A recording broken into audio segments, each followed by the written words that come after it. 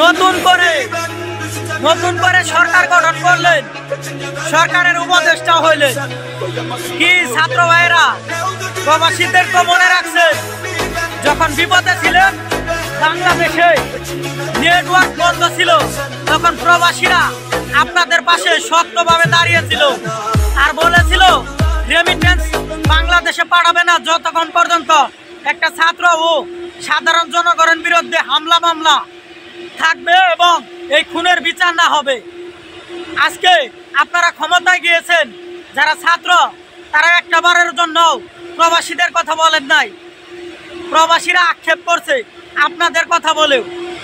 এখন আপনারা দ্রুত সময়ে আমাদের যে দুবাইতে, সৌদি আরবে যে ভাইগুলা জেলেবন্দি আছে তাদের ব্যাপারে ব্যবস্থা নেন, তাদের দেশে ফিরিয়ে নিতে আপনারা অতি দ্রুত পদক্ষেপ নেন।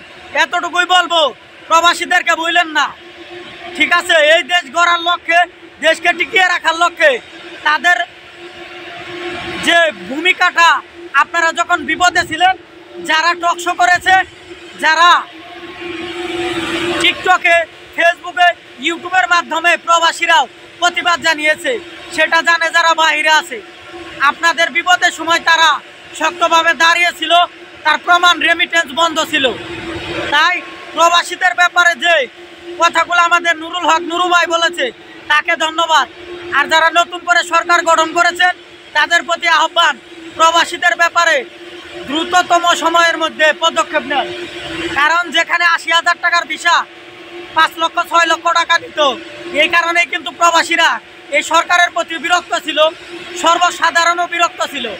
তাই আপনারা দ্রুত সময়ের মধ্যে সমস্ত জায়গাতে সুশাসন ব্যবস্থা ফিরিয়ে আনেন।